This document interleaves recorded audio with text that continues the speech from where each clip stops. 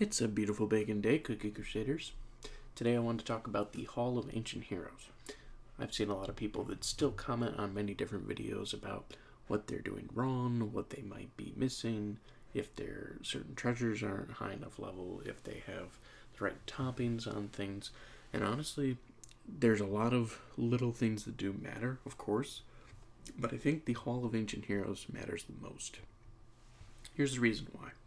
The statue itself, when you get up to the higher levels, obviously it starts to put a different pace between you and someone who has a lower level statue, but it may not come across immediately to you how much it's making a difference.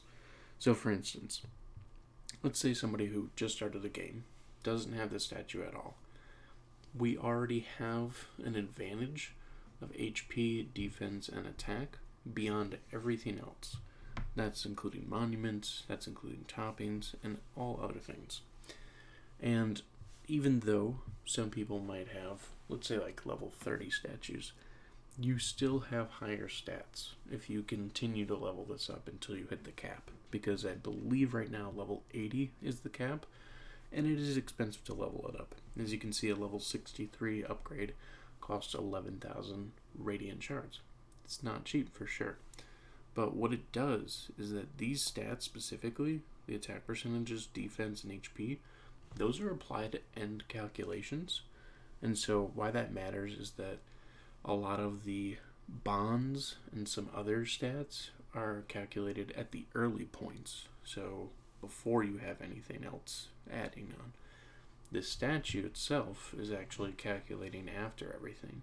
So if you've specifically invested into attack of a cookie, you're going to be raising the end attack by 7.1%. If you are really focused on HP of a cookie, the end value is going to go up another 6.6%, at least if you have a level 62 statue.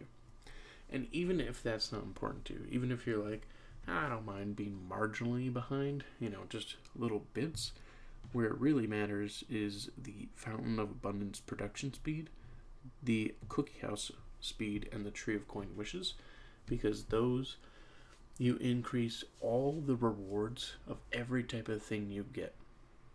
So whether it be gems, whether it be the sugar crystals, whether it be the radiant shards, whether it be time jumpers, anything that you're getting from the cookie houses or the Fountain of Abundance, you're going to be getting at a higher rate and a higher value. So like for instance, this has only been going for 7 minutes, and I'm going to get 13 radiant shards, 1 sugar crystal, and 56 EXP jellies. That's for just 7 minutes. If I wait till the max 8 hours to get the full benefit, there's going to be a bunch of gems in there, there's going to be a bunch of radiant shards, there's going to be a bunch of sugar crystals, and it really, really pans out in the long run, because some of you guys I've seen comment on the crystals that I have. I can tell you, I only buy the Kingdom Pass these days.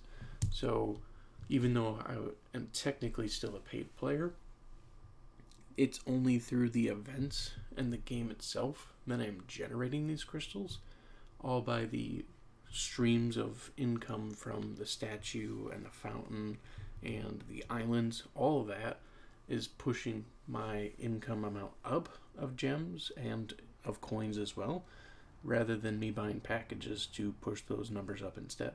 So it's completely doable to sustain a good 30 to 50,000 crystals a month if you have all of those upgraded and in line. So you can just start to generate pretty good value overall in good time just because of that.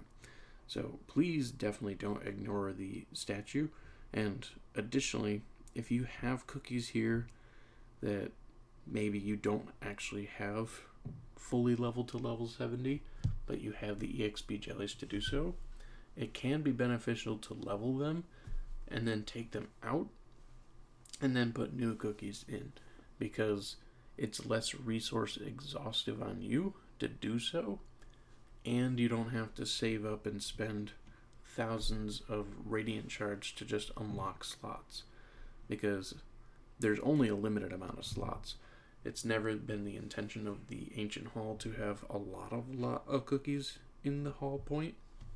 Not that you can't do it, but it's super expensive to do, and it's actually less resources to just upgrade your current cookies, remove them for the 5-day time cost, and then put a new cookie in when you get to that point.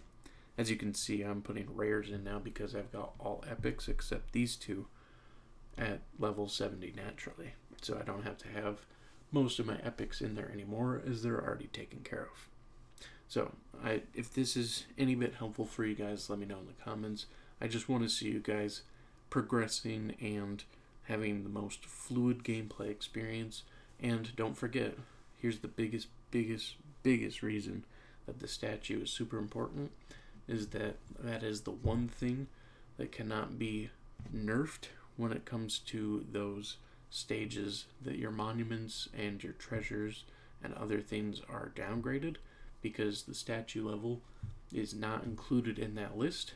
So therefore the statue level that you have will make a difference. And so like if Odyssey comes with chapter 4, you will have a better advantage at a higher level statue. If episode 15 comes out and they have restrictions, you will have better chances. If you want to get through master mode easier, that statue level is going to matter. All that. It's going to take a big play into that.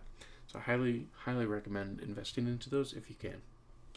Thank you so much for coming by to watch, and I hope you all have a wonderful day.